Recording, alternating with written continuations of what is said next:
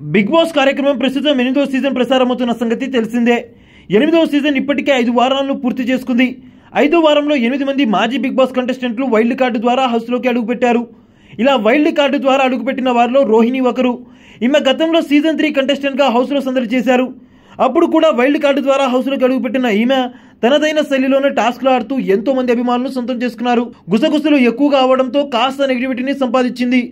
దీంతో ఈమె 7వ వారంలోనే హౌస్ నుంచి బయటకు రావాల్సి వచ్చింది. ఇలా బిగ్ బాస్ నుంచి బయటకు వచ్చిన తర్వాత ఈమె కెరీర్ పూర్తిగా మారిపోయిందని చెప్పాలి. వరుసగా సినిమాలు, బుల్లితెర కార్యక్రమాలంటూ కెరీర్ పరంగా ఎంతో మంచి సక్సెస్ అందుకున్నారు రోహిణి. ఇక ఇటీవల కాలంలో వరుసగా సినిమా అవకాశాలు అందుకుంటున్న రోహిణికి పాన్ ఇండియా సినిమాల్లో నటించే అవకాశాలు కూడా వచ్చాయి.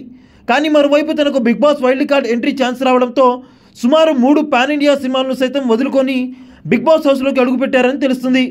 ఇక బిగ్ బాస్ వైల్డ్ కార్డు ద్వారా హౌస్లోకి ఎంట్రీ ఇవ్వడం కోసం ఈమె భారీ స్థాయిలోనే రెమ్యునరేషన్ డిమాండ్ చేశారని తెలుస్తుంది.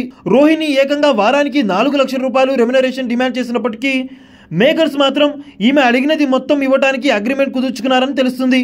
ఇలా వారానికి 4 లక్షల రూపాయలు రెమ్యునరేషన్ అంటే మామూలు విషయం కాదు. మరి ఈసారైనా రోహిణి చివరి వరకు ఉంటుందా లేక మధ్యలోనే బయటకు వస్తుందా అనేది తెలియాల్సి ఉంది.